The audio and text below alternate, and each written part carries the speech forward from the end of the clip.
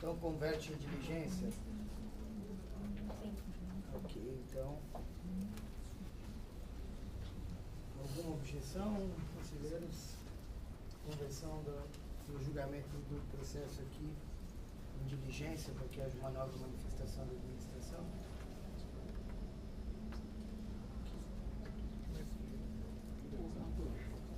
Pensaram em acabar com o regional e unidade, deixar uma nomenclatura só para sinceramente, eu não tenho tempo para fazer, mas eu seria uma. Eu não consigo parar para pensar, mas sabe o que eu tenho na cabeça? Não, mas porque assim, a gente vê as unidades do fórum, são unidades administrativas autônomas, né? Na defensoria fica uma situação assim, de coordenador regional, auxiliar, o regional defensoria. Essa é uma discussão importante. O judiciário tem uma macro-região parecida com a regional. Não, mas é para alguns efeitos que a gente poderia ter também. Agora, para efeitos assim, A discussão é extremamente importante, Bruno. Eu tenho uma impressão de que a gente deve seguir no sentido de fortalecimento das regionais, inclusive com descentralização de tarefas administrativas que hoje estão centralizadas aqui na Defensoria Geral. Acho que não tem como a gente imaginar que cada unidade ela seja um centro regional de administração extremamente robusto e autossuficiente. Esse é o movimento contrário que a gente vê do TJ, dizendo que todos os problemas de administração decorrentes de cada fórum ser uma ilha. E eu tenho a impressão de que o fortalecimento da regional é o caminho. Quanto mais a gente se espalhar em unidades, eu acho que o processo eletrônico ele pode trazer possibilidades de atuação que hoje para nós são impensáveis, acumulação de comarcas a partir de um volume pequeno de atribuições, que é o que o Tribunal de Justiça quer voltar atrás. Se eles falassem, olha, se a gente pudesse, há uma série de comarcas em que a gente poderia ter uma atuação melhor sem ter que estar fixado ali e com uma burocracia administrativa muito pesada nesse grau de descentralização. Acho que o nosso caminho é seguir a descentralização, um pouco na linha de qualquer órgão grande faz. Você pega as DINTERs, né, da Polícia Civil, você vai pegar mais no sentido de ter órgãos equipados para fazer a gestão local de recursos humanos, eventualmente no futuro aí, seleção, inclusive, de pessoal de apoio, como estagiários, e até algumas licitações que são de complexidade regular, né, que são padronizadas, como limpeza e licitação. Eu acho que esse é o caminho. Mas tem um outro lado também, assim, por exemplo, é muito difícil gerir com base no regional quando você tem uma comarca, assim dizer, muito grande. Então, a avaliação de servidores é feita por um regional que não conhece os seus servidores. E muitas vezes, hoje, os regionais, eles acabam descentralizando quase todas as suas funções para os auxiliares. E fica ele meio que num órgão ali, sabe? Paga o regional, paga o auxiliar, sendo que, na verdade... Então, eu acho que a discussão que você está trazendo é justamente o que a gente discutiu agora para pensar a regulamentação dos centros regionais de administração. Não está bem estruturado, a gente tem um ato normativo só que trata das atribuições do coordenador regional. Que a época que a gente elaborou, enfim, cumpriu uma função, mas está completamente desatualizado. A gente não tem a figura do diretor formalmente cultivada, a gente não tem clareza sobre as funções do coordenador auxiliar, formalmente é o substituto, mas na prática a gente sabe que há uma divisão de atribuições administrativas, a depender de se a regional é sede de comarca ou se não é, e a ideia é tentar melhorar um pouco essa engrenagem, né? Para que a gente tenha uma clareza maior, desde enfim, o que é a secretaria e cartório de cada unidade, até o papel de cada coordenador auxiliar, diretor e coordenador regional. A proposta de regulamentação dos centros regionais de administração, ela prevê exatamente isso. Nós caminhamos para o CAN da unidade, caminhamos para a tutela coletiva de unidade. Não sei, eu acho que vai ser uma discussão... Que do ponto de vista administrativo, você tem algumas peculiaridades e necessidade de centralização. A atomização de todas as atividades administrativas, ela implica um custo que amanhã a gente vai ter que falar. E toda unidade, mesmo uma unidade com 2 colegas defensores, vai ter que ter um coordenador afastado. E aí a gente fica numa situação complicada. A divisão de cidades, como responsabilizar determinadas cidades há uma sede? Não, mas eu acho que isso é possível. O que eu acho que a questão do Renato é de você ter uma estrutura administrativa em pequenas unidades, isso pode nos estrangular. Mas que de fato existe uma certa hierarquia entre regional e unidade que não está dando certo. Porque você vê que o regional não abandona a sua sede e o diretor administrativo o seu também não diagnóstico abandona. está corretíssimo, a gente também compartilha dele. E a proposta que a gente faz é justamente agora tentar revigorar um pouco essa lógica de regional e unidade. O Davi me lembra aqui que, inclusive, a questão regional é uma previsão legal. Óbvio, é um óbice transponível, a gente poderia aqui caminhar para um outro modelo de gestão, mas eu acho que ainda vale uma tentativa de revigorar um modelo que, de fato, ele não está bem amarrado, né? São unidades que têm quase que uma autonomia administrativa plena, para que a gente eventualmente até supere. E ao longo do tempo, imagine, outras alternativas de descentralização, de regionalização. Bom, processo CSDP 121/2012, interessado o conselheiro José Macedo Nascimento, assunto proposta de deliberação para regulamentar a conversão da licença-prêmio em pecúnia. Relatora conselheira Márcia Regina Garuti. Já houve 2 vistas e a vista coletiva. O processo volta à pauta com a manifestação da assessoria jurídica, não é isso? Isso, eu vou. É só fazendo uma ressalva, mas eu preciso votar, o processo chegou à resposta da defensora, tá? Então, só lembrar da gente, conforme o decorrer do debate, retomar antes do final da sessão para votar o afastamento. Eu vou votar já. Preferem inverter? Um afastamento que chegou aí, complemento. Se tiver simples, a gente resolve isso, que esse outro tema deve render uma discussão, né? Trata-se de pedido de afastamento encaminhado pelo IDEP para participação no curso Constituição Federal de 1988, 25 anos de defesa dos direitos fundamentais da população vulnerável e a Defensoria Pública, a ser realizado no período de 26 a 28 de novembro de 2013 no auditório da Defensoria Pública. A IDEP juntou, nos termos do artigo 2º da deliberação 27, CSTP 27/2007, o edital de divulgação do evento e oferta de vagas, lista dos defensores comuns interessados que tiveram sua inscrição deferida e a lista daqueles que foram sorteados para participação. Os defensores classificados na capital requerem afastamento para os dias 27 e 28 de novembro, enquanto aqueles classificados no interior do estado requerem para os 3 dias do evento. Os 5 defensores sorteados apresentaram declaração de que não estão convocados para participar de reunião de núcleo especializado ou designados para atividade de condição de especial dificuldade ou extraordinária no período, à exceção de uma colega que agora já então complementou a documentação.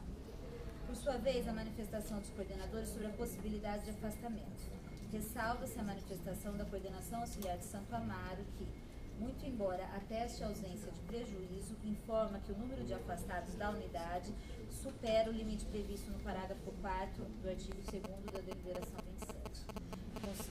Eu então diligenciei, relato aqui a diligência junto à defensora que já complementou a documentação.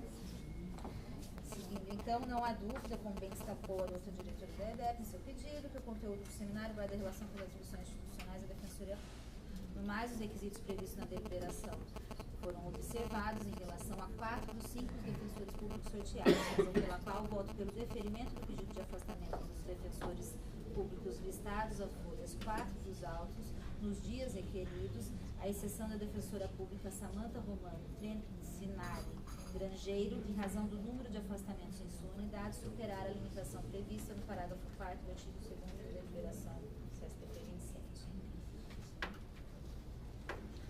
Discussão? Nenhuma consideração? Em votação? Se estiver de acordo com o voto da relatora, permaneçam como estão. Estão aprovados os afastamentos, os termos do voto da relatora. Então voltamos aqui para o 121/2012, que é a questão da conversão da licença prêmio em pecúnia.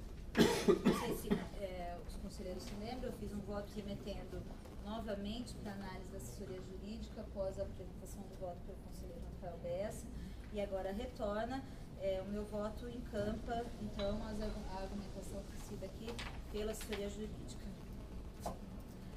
Permita, eu vou então ler o parecer da assessoria jurídica elaborado agora. Permita nestes autos a proposta de deliberação apresentada pelo excelentíssimo conselheiro José Moacir Doreto Nascimento, visando a conversão de 60 dias de licença-prêmio pecúnia aos membros e servidores em atividade nos moldes da minuta de folha 7 de 99. Ao longo do procedimento foram encartados 2 pareceres jurídicos, sendo um da assessoria jurídica da Defensoria Pública Geral e o outro da assessoria jurídica da PADEC, folhas respectivamente 29, 41, 106 e 111. E 2 votos, sendo o primeiro da Lara da excelentíssima conselheira relatora Márcia Regina Garucci e o último do excelentíssimo conselheiro Rafael Bessa. Deliberou-se em sessão do Conselho Superior pela concessão de vista coletiva, tornando os autos da assessoria jurídica da Defensoria Pública Geral em cumprimento ao despacho desta leitura, no caso. É uma vista coletiva. É o breve relatório, passo ao final.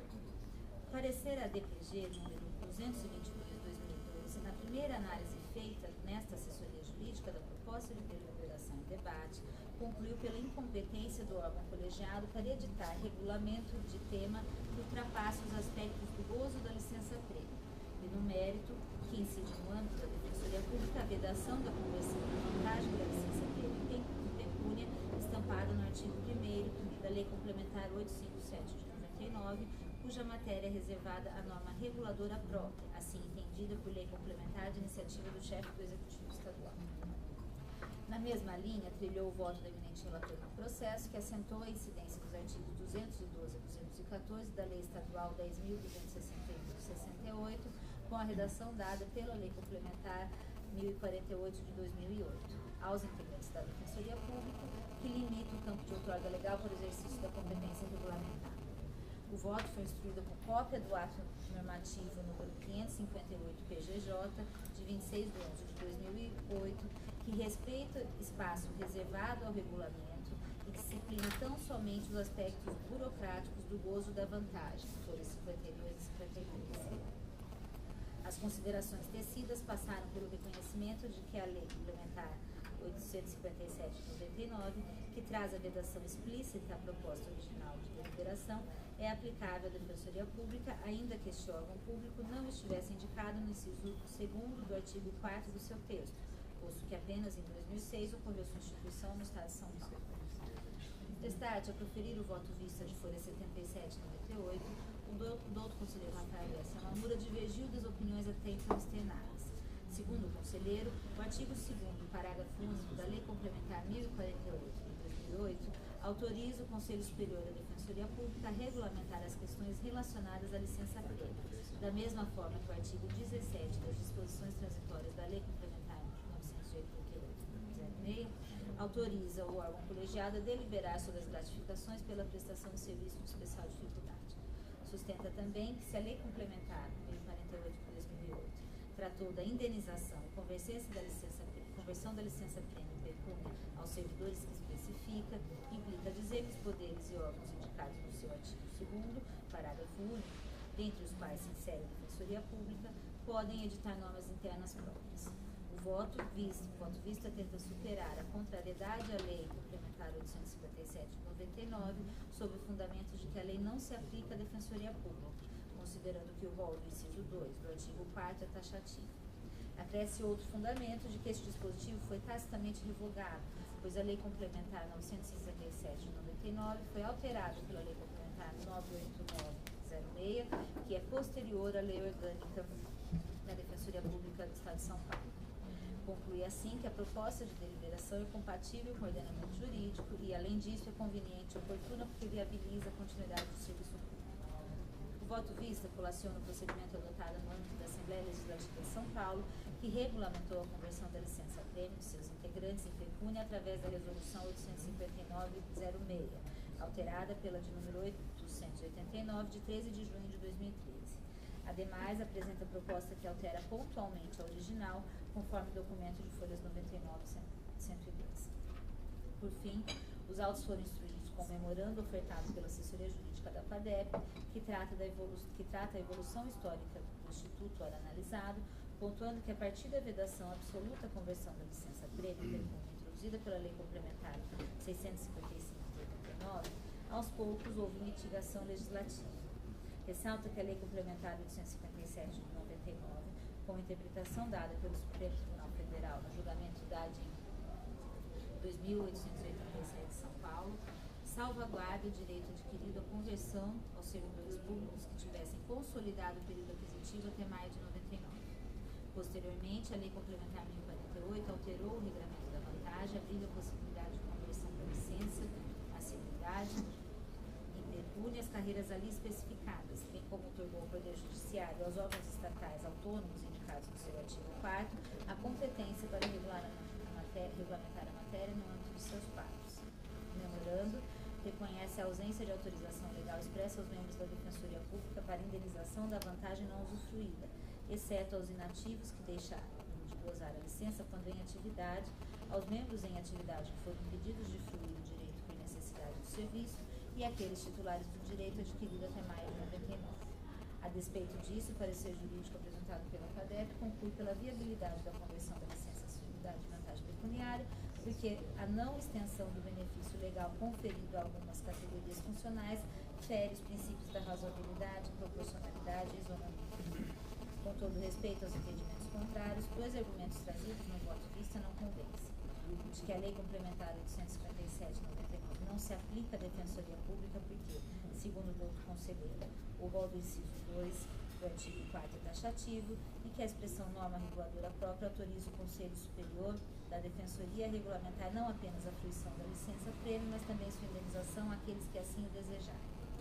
No entanto, o voto vista traz sérias ponderações quanto ao potencial prejuízo à continuidade do serviço público a partir do momento em que grande número de membros e servidores atingirem simultaneamente seus períodos aquisitivos. Não se trata de mera conjectura, mas de fato inerente ao curto tempo decorrido desde a criação da Defensoria Pública em São Paulo e o elevado número de cargos providos em determinados momentos. Com efeito, apenas no ano de 2007, entre os meses de maio e setembro, ingressaram os primeiros 313 novos defensores concursados, porquanto dos 400 cargos criados na Lei Complementar 98, apenas 87 estavam providos nos moldes do artigo 3º das disposições transitórias. Indo além, com promulgação da Lei Complementar 1189, de 13 de dezembro de 2012, a partir desse ano de 2012 serão providos 100 novos cargos a cada ano, até o total de 500 cargos, fazendo um quadro de 900 defensores públicos em atividade no ano de 2015. O mesmo fenômeno se verifica no quadro de apoio, pois em poucos concursos públicos foram oferecidas as vagas criadas pela Lei Complementar 1050 de 2008 e a expressiva ampliação promovida pela recente Lei Complementar 1203 de 25 de junho de 2013 propiciará o preenchimento simultâneo de mais 530 cargos.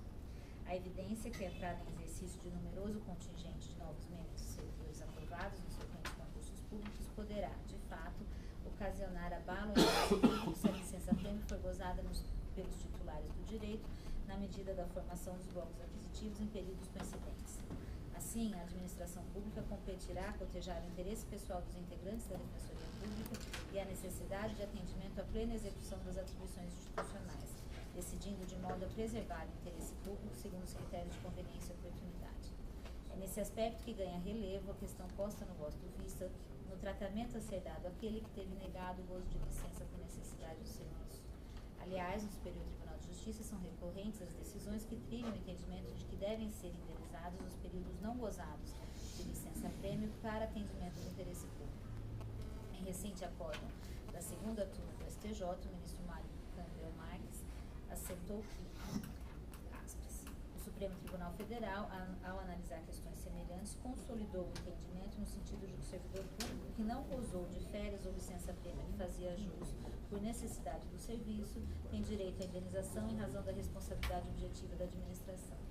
O voto tem lastro em jurisprudência do STF, segundo a qual a conversão em pecúnia das férias e ou licenças-prêmios não gozadas, em razão do interesse público, independe de previsão legal, uma vez que esse direito, como assim apresentado, está calcado na responsabilidade objetiva do Estado, nos termos do artigo 37, 6º da Constituição Federal, e não no artigo 159 do Código Civil, que prevê a responsabilidade subjetiva.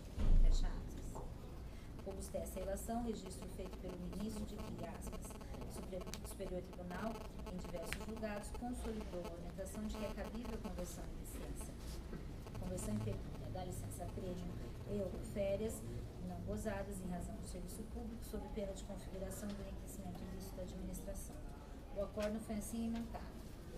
Administrativo, servidor público estadual, licença-prêmio, conversão em pecúnia, expressa, período não gozado em face da necessidade de serviço, previsão legal, requerimento, desnecessidade, princípio privério do enriquecimento ilícito da administração, responsabilidade civil objetiva do Estado, agravo regimental a que se nega provimento. Este Superior Tribunal, em diversos julgados, consolidou a orientação de que é cabível a conversão em pecúnia da licença-prêmio ou férias não gozadas em razão do serviço público, sob pena de configuração do enriquecimento ilícito da administração. Agravo regimental não provido, STJ, acordo número dia 16 de maio de 2015. Trina na mesma linha, no invés do Supremo Tribunal Federal. Com efeito, ao julgar o agravo regimental no recurso extraordinário 569.630 de São Paulo, o ministro Zavascki negou o provimento do recurso ofertado pela Fazenda do Estado, sob o entendimento de que a análise das razões demandaria a reapreciação do contexto fático probatório. Tal argumento decorre do fundamento em que foi lastreado, minerando o acordo do Tribunal de Justiça de São Paulo ao asseverar, 85, dos respectivos autos que, aspas, cabe à administração, dentro dos períodos adequados, fixar a época das férias e da licença-prêmio de seus funcionários.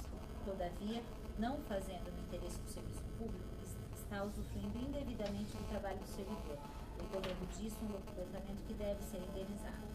É dever de moralidade meridiana, ressalva-se. Fecha aspas. O ministro, na decisão agravada, tratava da incidência do texto constitucional em caso de férias não usufruídas no interesse da administração, no momento em que colacionou a orientação firmada naquela Casa de Justiça e representada no RE 324.880, assim vazado. Agravo regimental, recurso extraordinário, servidor público estadual, férias, períodos não gozados em atividade, recebimento em pecúnia, acréscimo do texto constitucional, inciso 17 do artigo 7º da Magna Carta, admissibilidade. O Tribunal de Justiça do Estado de São Paulo, ao acolher o pedido do autor, apenas conferiu efetividade ao disposto no inciso 17 do artigo 7º da Lei das Leis. Com efeito, se o benefício não é usufruído porque a administração indeferiu o requerimento tempestivo do servidor, ao argumento de absoluta necessidade do serviço, impõe-se a indenização correspondente acrescida do terço constitucional. De outra parte, o fato do servidor não haver usufruído do direito não lhe acarreta punição ainda maior, ou seja, a de deixar de receber a indenização devida com o acréscimo constitucional, procedimento esse que acarretaria ainda enriquecimento ilícito do Estado. Agravo regimental que se nega provimento. Por fim, esse é de 24 de maio de 2005. Por fim, no repertório de jurisprudência do Tribunal de Justiça de São Paulo, foi possível apurar que sobrejam acórdãos que garantem o direito à indenização aos servidores que deixaram de usufruir períodos de descanso, férias, licença-prêmio por negativa da administração fundada na necessidade do serviço, exceto que os precedentes se firmarem quadro fático diverso, em postulações posteriores à inatividade ou desligamento do serviço público. Porém, a violação ao direito tem a mesma natureza e intensidade, de modo que o fundamento jurídico se amolda. Por oportuno, colaciono venerando acordo por trecho de venerando acordo proferido no julgamento da apelação, do laudo bem extenso, pela 6ª Câmara de Direito Público, no seguinte sentido. No julgamento dos embargos infringentes, e aí o número, com base no acordo embargado, de lado do desembargador Paulo Travaim, mutatis mutandis, aspas, se o servidor permaneceu trabalhando quando podia estar afastado em gozo de licença remunerada, sem dúvida deve ser indenizado por isso, recebendo a compensação devida, que outra não é senão indenização. Caso contrário, a administração estaria se locupletando as custas do servidor que trabalhou quando não estava obrigado. Seria o enriquecimento sem causa da administração com repercussão negativa na esfera patrimonial do servidor. Por isso, irrelevante o fato da fruição ter sido ou não requerida e negada na esfera administrativa. O que importa é o injusto prejuízo sofrido pelo servidor. Ele será indenizado pelo tempo que trabalhou quando não devia. Este é de 13 de junho de 2011. Portanto, é possível ceder em parte ao argumento esposado pelo Dr. Conselheiro Rafael jurisprudência manura, então somente para reconhecer, tal como admite a jurisprudência, o direito à indenização daqueles períodos de licença-prêmio cujo gozo for indeferido por necessidade do serviço e para atendimento ao interesse público. Com tais considerações, opino pela possibilidade de análise e deliberação pelo colegiado dos aspectos relacionados à fruição da licença-prêmio pelos membros servidores da Defensoria, de modo a bem organizar os afastamentos sem afetar a qualidade e continuidade da prestação da extensa gama de funções institucionais, tratando-se como excepcional indenização da vantagem, a qual deverá ser restrita aos casos de indeferimento do gozo por necessidade do serviço e às situações jurídicas consolidadas na lei, tal como destacado pela assessoria jurídica da FADEP no item 21 do memorando apresentado. É o parecer da assessoria jurídica. Bem,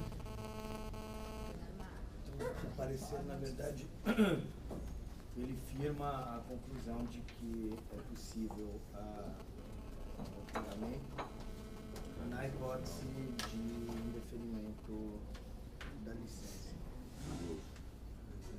Do gozo da licença, exatamente. É a discussão.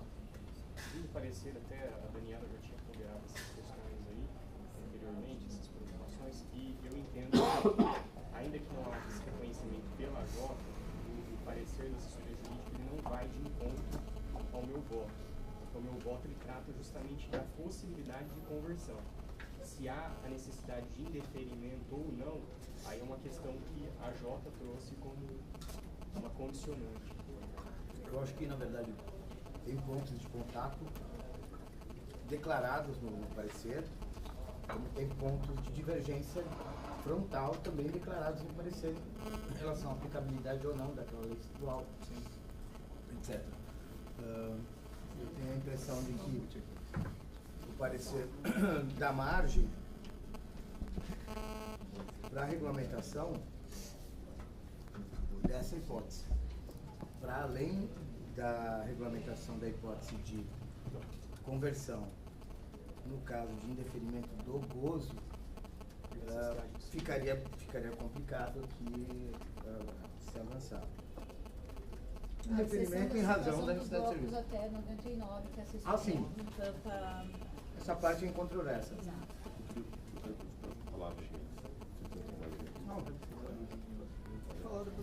Eu queria fazer um apontamento antes, até importante. Eu recentemente ouvi de alguns colegas que teriam ouvido supostamente da parte do português, que a licença prêmio teria que ser usada em 5 anos. Só que esse prazo não existe mais. Então isso exatamente, é importante, eu falei para os colegas, essa informação está equivocada. Havia esse limite. Havia, mas hoje não há mais esse limite. Então, Não havia, depois houve, depois não houve mais. Então, na verdade, não tem mais esse prazo prescricional do gozo da licença prêmio. É o decadencial. O que eu queria ressaltar, na verdade, aí já vai na linha do parecer, acho que é importante, e essa é a minha visão acerca do assunto, até uma visão particular, a licença prêmio, pela nossa lei, o artigo 134, inciso 7º, estabelece claramente que a licença prêmio é uma vantagem não pecuniária. Ela tem caráter de vantagem não pecuniária. Eu entendo, e com a devida vênia das compreensões diversas, que a alteração dessa natureza de vantagem não pecuniária para vantagem pecuniária, como um direito subjetivo do defensor, de exercendo um direito de escolha, converter uma vantagem não pecuniária em vantagem pecuniária, tem apenas como possibilidade a previsão legal, expressa a previsão legal. E aí eu faço uma referência a dois institutos que estão muito em voga hoje em dia. Uma remissão normativa, que é mais do que batido, ou seja, em que a lei remete a uma regulamentação posterior, que não caberia aqui no caso, porque a criação de uma vantagem não pecuniária exigiria a lei para isso, ou seja, uma regulamentação não poderia criar, e um outro instituto que poderia ser utilizado, mas que não foi aqui no caso, que seria a deslegalização. É um instituto de direito italiano que já foi enfrentado pelo STF numa ocasião, que envolvia a questão do salário mínimo, e a deslegalização é uma forma de você rebaixar a hierarquia normativa de determinada matéria, ou seja, uma matéria que seria regulamentada por lei, você permite que ela seja regulamentada por uma resolução administrativa, um decreto do executivo ou coisa que o valha. Mas a deslegalização, mesmo essa que é analisada no direito pátrio, e mesmo a que veio da Itália, ela exige uma lei específica deslegalizadora, ou seja, ela exige uma lei que estabeleça expressamente o rebaixamento do tratamento daquela matéria, ao invés de ser por lei, que seja por resolução. E nesse caso não há uma lei específica deslegalizando essa matéria. Então não caberia nessa situação em criar-se uma vantagem pecuniária não prevista em lei, sem que haja uma lei expressa estabelecendo a possibilidade desse conselho criar essa vantagem. Como não há essa lei expressa que estabeleça essa possibilidade, eu entendo que a única forma seria com uma criação legislativa. Lembrando que tem na Assembleia Legislativa um projeto que cria essa vantagem pecuniária ao defensor público como uma opção, e na linha do parecer só seria possível o pagamento dessa licença da conversão em pecúnia numa situação excepcional em caso de indeferimento do gozo dessa licença dentro, do meu ponto de vista, de critérios, de parâmetros razoáveis de tempo e de oportunidade. Então, nesse sentido, eu reforço a ideia de que acho muito complicado e perigoso o Conselho estabelecer por uma resolução interna, que tem efeitos internos dentro da sua competência normativa e regulamentadora, a criação de uma vantagem pecuniária sem previsão legal ou a conversão da natureza de uma vantagem não pecuniária expressamente prevista em lei em vantagem pecuniária. Então, talvez esse seja um ponto de maior divergência do parecer do meu voto, porque eu entendo que há essa deslegalização a partir do momento que há a edição da Lei 1048, que é posterior à Lei Orgânica da Defensoria e que remete à regulamentação por norma regulamentadora própria.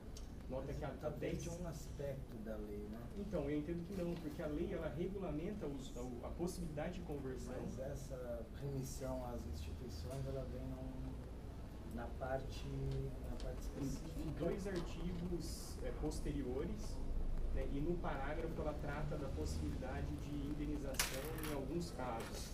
Mas ela diz que aqueles casos não se aplica à defensoria porque ela vai regulamentar por via de norma própria.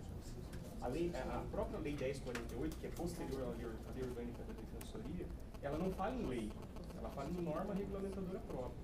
E isso tem previsão em outras instituições também. Mas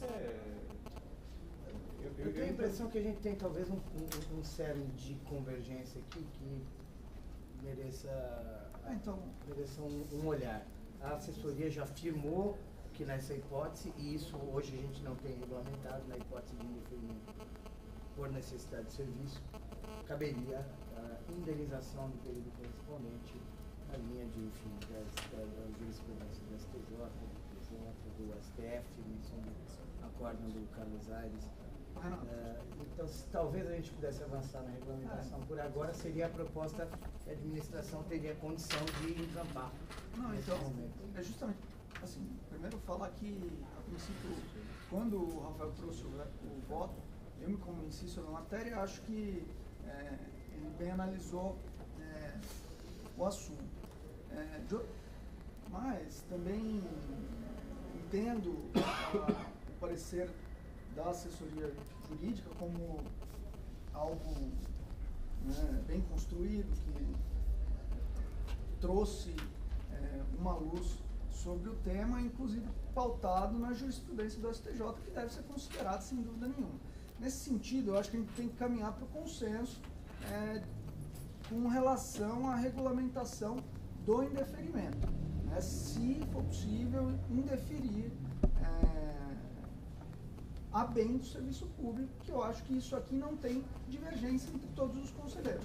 Uma vez havendo necessidade do serviço público em se indeferir o gozo de um direito pecuniário, aliás, não pecuniário, na linha da jurisprudência do STJ, trazido pela assessoria jurídica, a gente deve indenizar esse não gozo.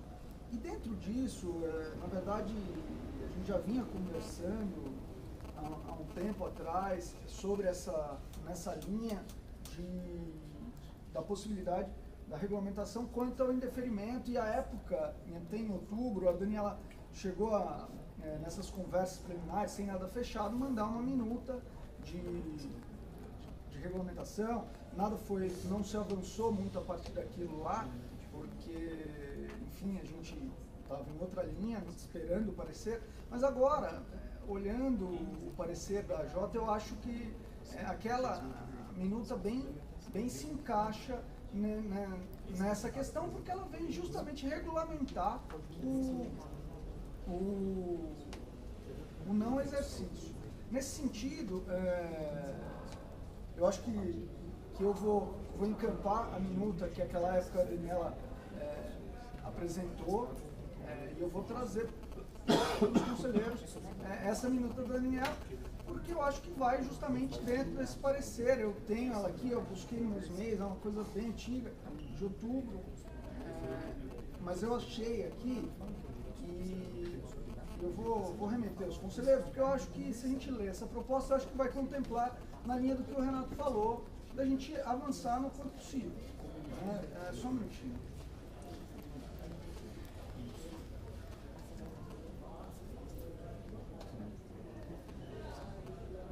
Sara, eu vou mandar para você manda para todos?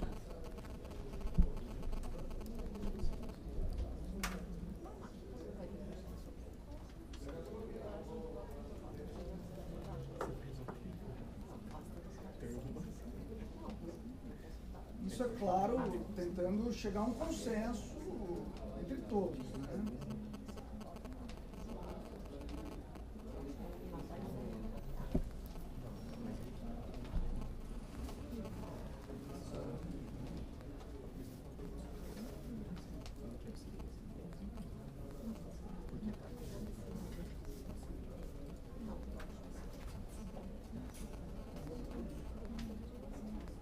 Conselheiros, eu acho que essa mandou para todos. Se vocês puderem abrir, para a gente ler conjuntamente essa proposta.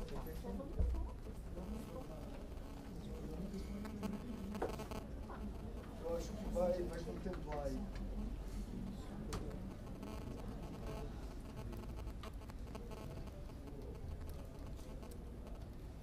Vamos partir para os artigos. Ok. Artigo 1º. A licença-prêmio, desde que atendidos os requisitos legais, será concedida nos termos da presente deliberação. O gozo da licença-prêmio será solicitado pelo interessado, que deverá indicar o período de fruição e que não poderá ser inferior a 15 dias. O pedido de que trata o CAPT deverá ser apresentado com antecedência ao Departamento de Recursos Humanos, a quem caberá fixar os prazos e regras para o seu processamento. O gozo da licença-prêmio dependerá de escala anualmente organizada de acordo com os pedidos, mediante autorização da subdefensoria competente, ouvida a coordenação da unidade em atendimento ao interesse público. Serão considerados critérios objetivos para a concessão do gozo, dentre os quais normal, regular e contínua prestação de serviços, distribuição uniforme dos períodos ao longo do ano, evitando concentração em determinados meses, período máximo de concessão de 30 dias a cada ano, exceto para as hipóteses de gozo de períodos acumulados em momentos imediatamente anterior à aposentadoria ou em casos, e aqui tem umas excepcionais, eu acho que em casos justificados, eu vou trocar, se vocês não se opuserem, em casos justificados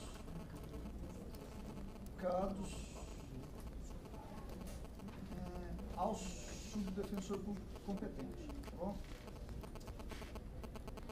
Ao subdefensor público competente. O gozo de licença-prêmio somente poderá ser indeferido por necessidade de serviço ou por outro motivo de interesse da administração pública. Na hipótese de indeferimento do gozo, o membro ou servidor fará jus à indenização correspondente. A indenização de licença-prêmio fica limitada a uma parcela de 30 dias de cada bloco contemplado. Lembrando que se for indeferido mais que isso, ele pode gozar em outro momento, como bem lembrou o Davi. Fica vedada a indenização e gozo de parcela de licença-prêmio do mesmo bloco aquisitivo no mesmo ano. Os membros e servidores que se enquadram na situação de disposição transitória da Lei Complementar Estadual 857, de 20 de maio de 99, observada a limitação declarada na ADI 2887 de São Paulo, poderão optar por fruição ou conversão de uma parcela de 30 dias para cada bloco de licença-prêmio completado até a entrada em vigor da lei. Isso por conta, como a assessoria disse, da própria lei estadual, lei complementar, que é anterior à nossa lei. O pagamento de indenização que trata o presente artigo fica condicionado, em qualquer hipótese, à disponibilidade de recursos orçamentários e financeiros, que é até redundante falar. O Departamento de Recursos Humanos regulamentará os atos de sua competência. Essa deliberação entra em vigor a partir de 1º de janeiro de 2014. Enfim, se eu trago aí, como a proposta que o Daniel tinha enviado e em campo.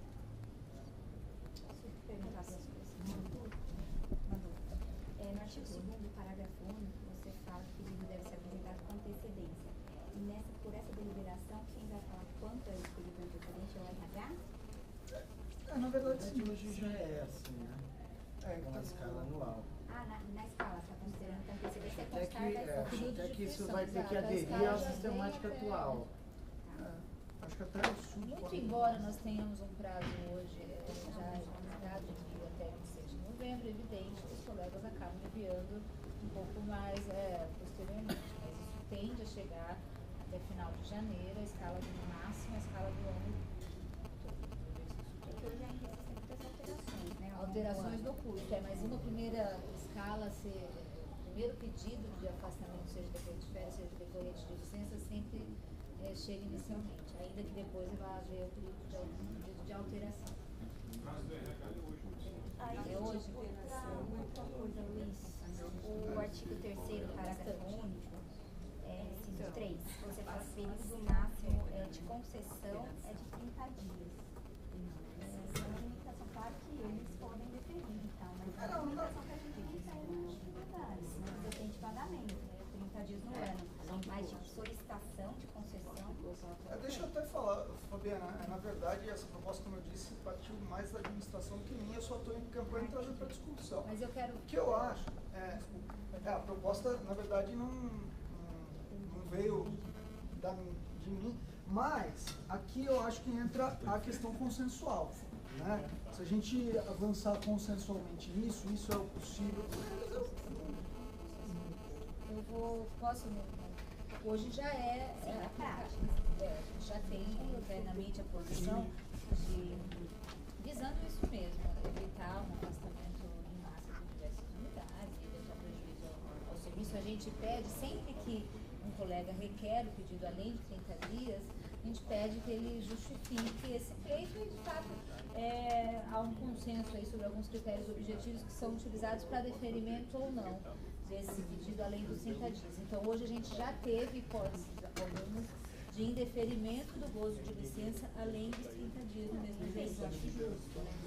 Para mais de 30 dias, mas eu acho que a gente não pode limitar o pedido a 30 dias. Só tem direito a fazer o pedido. Eu acho que sim, acho que a ideia aqui, até porque eu pegando a linha do que o Gustavo estava pedindo aqui para colocar nos justificados, acho que a ideia é dizer, olha, se for além de 30 já traga a devida justificativa. Eu acho que de qualquer forma, essa preocupação desse apontamento feito pela Fabiana, ela já está no inciso 1º. Quando fala o parágrafo único, serão considerados critérios objetivos para a concessão do gozo, dentre os quais a normal, regular e contínua prestação de serviços. Sim, essa é a razão que fundamentará eventual deferimento. Sim, prazo além então, do mas prazo, aí, tem toda a razão. o que ela está falando é que não haveria necessidade de deixar... Eu acho que o inciso 3º não é necessário também, não vejo nenhuma. Essa é uma questão de análise caso a caso. Na prática, isso já vem Já vem acontecendo. sendo feito Não vejo como se o 3º seja fundamental. Até porque eu acho que concordo com o Fabiano, você cria uma limitação que não existe na lei, né? Uma limitação que eventualmente pode ser que seja possível naquele momento, daquela situação, o gozo. E aí você teria que justificar o porquê que você não está observando esse 3º. Né? Vejo nisso um problema. A minha preocupação é em relação talvez ao prazo de fechamento disso, para saber aqueles casos em que não poderá ser deferido, porque isso tem que vir acompanhado de uma previsão orçamentária de impacto do ano seguinte. Né? Você tem que ter uma noção de em quantos casos não seria possível o gozo, e aí você teria que ressarcir com a indenização, mas por isso teria que fechar no ano anterior. Né? Então, isso até constou meu voto na conduta inicial, da impossibilidade do defensor ele gozar os 30 dias no ano em que ele tem a indenização. Justamente por causa disso, porque tem como você fazer uma previsão orçamentária para o ano seguinte, a partir de uma escala anual prévia. Se diversos defensores já pediram o gozo e tiveram indefinido, você não vai poder conceder a licença-prêmio para ele no ano seguinte, por causa de uma redação que está aqui. Do ano seguinte? Porque o Bessa está trazendo que na proposta que ele trouxe para disciplinar a matéria, havia até algo que não está aqui nessa proposta. Que, não, eu acho que está. Tá? Está no artigo 4º, parágrafo quando ele, segundo, né? eventualmente, tiver indeferido, é que a lógica aqui é diferente, né? Ali é de fato uma lógica de conversão. Por isso que era possível fazer Uma esse lógica de planejamento. Aqui uma lógica de indenização, quer dizer, Exatamente. ele vai pedir os 30 dias, talvez aí a razão até de ter incluído esse período. Então, mas sem constrói isso nessa minuta aqui, ó, no Tá. parágrafo 3º, tá aqui, ó, fica vedada a indenização e o gozo de parcela de licença-prêmio do mesmo bloco aquisitivo no mesmo ano. Isso aí. Ou ele goza ou eventualmente indenizado por não gozo. É, porque nem haveria sentido lógico.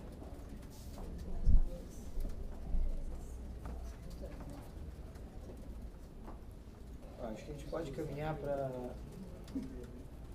suprimir o inciso 3. Sugestão de supressão do inciso 3. Parágrafo único. Original. Período máximo de concessão? Na verdade, não teria. Isso não teria Que é algo que hoje, de Tudo alguma bem, forma, já vem é. sendo praticado, que não haveria necessidade. Então tira. E por sua vez, a primeira parte dele, só fazendo Tira. a primeira parte, na verdade, decorre da normativa legal já, né? Que é o gozo além disso, necessariamente independente de qualquer outra questão no período anterior à aposentadoria. É a primeira parte do inciso 3º. Não, é a segunda parte. Exceto para as hipóteses de gozo de períodos acumulados em momento imediatamente anterior à aposentadoria. Acho que esse é algo já decorrente no livro. Uma construção do gestor. Qual que Né? vocês estão? Tirar. Certo? Quando a aposentadoria. Gozo. Ah, É que é a pode. primeira parte, mas que decorre da Bem, lógica geral. tirar o Bem, artigo 3º inteiro. Não, o inciso 3º. Ah, inteiro. preciso terceiro inteiro. Inciso tudo bem. 3, parágrafo único do artigo 3.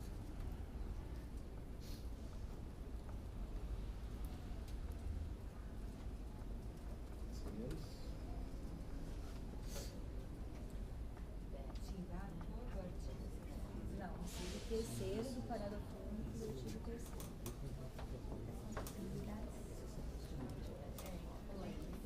A fundamentação. Então, isso que eu acabei de dizer, períodos acumulados anterior à aposentadoria, decorrência lógica do normativo, ou vai precisar necessariamente, ou vai ser caso de indenização. Tem algumas possibilidades. Não, isso aí é um parecer da Jota que está juntando essa. Estou com uma certa dificuldade aqui para poder votar e eu gostaria, na verdade, se a presidência pudesse esclarecer, tirando, acho que o voto da relatora, que é a doutora Márcia, que indeferiu, depois nós temos o voto do dessa e agora esse parecer. E agora o meu voto. Que campo parecia. Que agora Dando você vai fazer parecer. tá. Então você vai fazer o voto Literalmente encampando o teu e mais o pedido inicial. parecer. Quer dizer, um é completamente diferente do outro. A minha dúvida é. Desculpa, o que sugere o Luiz é já uma proposta de deliberação com base no voto da conselheira Juliana, que encampou o parecer. Na verdade, isso aí é o consenso. Estou trazendo aqui algo que já tinha aí vindo anteriormente. Na Eu só verdade, tô esse tentando, assunto assim, está aqui no Conselho há bastante tempo, todos sabemos. Se pensou alternativas, outras alternativas. Não é uma questão simples. Eu acho que é desnecessário, mas importante aqui para a administração frisar que o princípio da reserva legal aqui não é usado de forma casuística, é usado como princípio, e a dúvida objetiva. Eu não descarto a posição do Bessa quando ele me fala o parágrafo do artigo 2º nos dá essa possibilidade de regulamentação, como outros órgãos entenderam que dava. Quer dizer, não é despido de juridicidade, não é isso que está sendo dito. Mas diante de uma dúvida objetiva, a administração está trazendo algumas ponderações, e isso vem sendo dialogado aqui nesse espaço, em troca de e-mails, né? Em algum momento se trouxe, olha, se for o campo de aplicação, pode vir a ser na hipótese de indeferimento, e se vier a ter uma disciplina, existe essa possibilidade. Isso de fato veio da Daniela. A situação era incerta, inclusive, né? O parecer foi objeto de uma série de discussões internas aqui. Foi consolidado, lavrado pela chefe da assessoria jurídica, esse parecer, limitando essa possibilidade com a segurança que nós, enquanto administração, hoje teríamos para encampar a proposta, a hipótese de indeferimento por necessidade de serviço. Então é isso que a administração hoje, com muita clareza, traz e encampa, seja pelo parecer, que evidentemente é um braço aqui da administração, encampado formalmente por um voto que virá da Juliana. Então, só agregar uma informação que para mim é muito relevante. Nesse caso, já há no parlamento um projeto de lei que estabelece a formal criação dessa vantagem não pecuniária. Ou seja, se não houvesse essa possibilidade, se fosse algo distante, já está no parlamento um projeto de lei que trata disso. Eu acho que essa antecipação desse papel pelo Conselho, eu não tenho como não me desvencilhar dessa preliminar, que eu também entendo que há uma incompetência do Conselho para a criação dessa vantagem. Discordo desse ponto de vista da posição do Rafael, de que eu entendo que não há espaço para a criação quando se fala em regulamentação. O que estaria fazendo aqui estaria criando uma vantagem não pecuniária que não está perdão, uma vantagem pecuniária não prevista em lei. Não, ele está trazendo as razões de não se ampliar o âmbito dessa regulamentação. Esse parecer, então, supera esse teu entendimento? É que eu estou tentando encadear. Não supera. Não, pelo contrário, eu com o entendimento. E, portanto, o fundamento é diferente do que o Bessa, vocês vão defender isso no voto da Juliana. Mas isso está claro no parecer. Olha, não, é que agora eu estou colocando tudo escrito, porque como são vários pontos, para poder entender. Assim, bem resumidamente, o parecer do que trabalha.